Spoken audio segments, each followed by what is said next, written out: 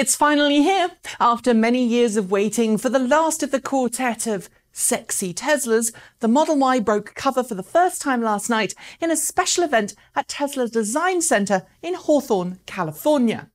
And in case you missed the event, we've spent a late night and an early morning going over some of the important things you'll want to know about the Model Y, including when you can expect to get one and how much you're going to pay for the privilege. Leading up to last night's reveal, it was no secret that the Model Y would be based on the same platform that Tesla's highly successful Model 3 is built, and will be to the Model 3 what the Model X is to the Model S. In other words, it's what you might get if a Model X and a Model 3 had a baby, and by that I mean it has its father's bottom and its mother's eyes. Or rather, a Model X rear and a Model 3 front end. Sitting taller than Model 3, at almost Model X height, Tesla has done away with the fancy gull-wing doors of the Model X in favour of the less complicated conventional doors.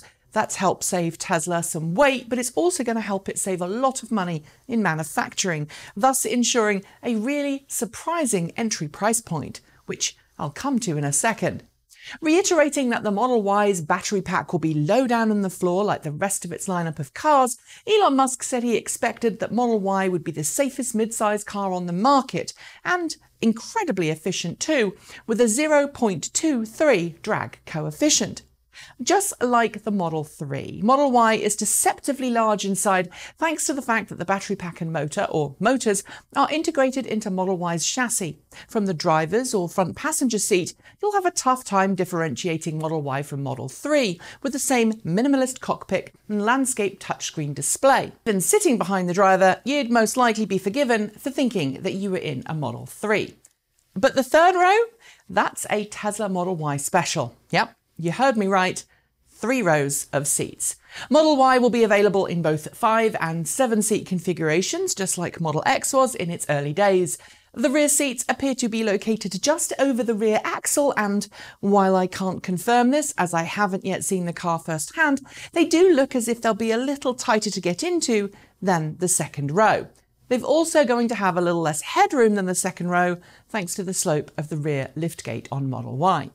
Since Model Y will most likely appeal to families, I'm going to suggest that third row seating is most likely going to be occupied by children anyway, so a little less legroom and headroom isn't going to be hugely problematic.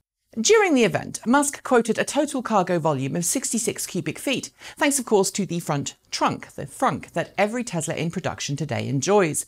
That figure appears to be possible when the 5-seat Model Y configuration is used, and also when you fold down the rear row of the 7-seat Model Y. That rear row, by the way, is a 50-50 split seat, while the second row in the 7-seat configuration, that's the rear row in the 5-seat, enjoys a 40-40-20 split. As for tech, Tesla says Model Y will come with all the hardware it needs to be fully autonomous, with Musk saying at last night's event that he expects Tesla's autopilot to gain fully autonomous capabilities later this year, which, since Model Y isn't due to go into production until next year, means that Model Y will come from the factory with full autonomous driving capabilities, if purchased of course. Dipping away from Model Y for a second, Musk also hinted that he's confident Tesla will soon be at a point where it will apply for regulators to give them permission to have autopilot operate in a completely hands-off, driver fully distracted mode. While he didn't specifically say full level 5 autonomous operation, it sounds to me very much like that's what Tesla has in mind. Available in 4 different configurations, standard, long-range, dual-motor and dual-motor performance, Musk said that Tesla is shooting for a 230-mile EPA range for Model Y standard range, 300-mile EPA range for Model Y long range, and 280-mile EPA range for both the Model Y dual motor and Model Y dual motor performance. I should note too that this is from the same motor and battery packs as found in each of the respective sibling variants of Model 3, suggesting Tesla continues to improve and refine just how much power it can wring out of its gigafactory-built battery packs. Acceleration times from 0 to 60 miles per hour will range from 5.9 seconds for the standard range to 5.5 seconds for the long range, 4.8 seconds for the dual motor, and 3.5 seconds for the top of the range dual motor performance, with top speeds of 120 miles per hour, 130 miles per hour, 135 miles per hour, and 150 miles per hour, respectively, across the board. At the entry-level point, the Model Y standard range will start, says Musk, at $39,000, with the high-end Model Y dual-motor performance coming in at a starting price of $60,000.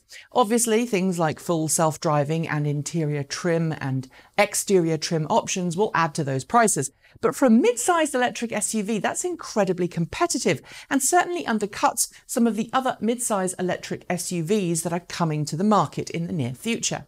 As for launch dates, if you want to be the first to get a Model Y, you'll need to be in the US and be willing to pay for either the long range dual motor, or the dual motor performance variants, which Tesla says will enter into production next year for fall 2020 launch. Meanwhile, those who want the entry-level Model Y will have to wait a little longer until spring of 2021. How is Tesla planning on bringing Model Y to market so quickly? The key, it appears, lies in the fact that Tesla is rapidly expanding its production facilities around the world, with Musk disclosing last night that Tesla's Gigafactory 3 in Shanghai is being built at breakneck speed and will be online next year. Importantly, in addition to producing lithium-ion cells for the Chinese market cars, Tesla will also be producing Chinese market Model 3 and Model Y at that factory.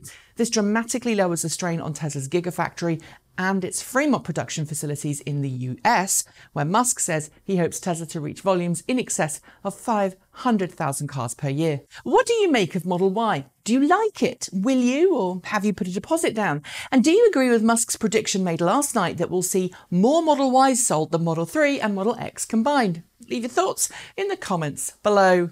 That's it. Thanks for joining me, and I'll see you next time.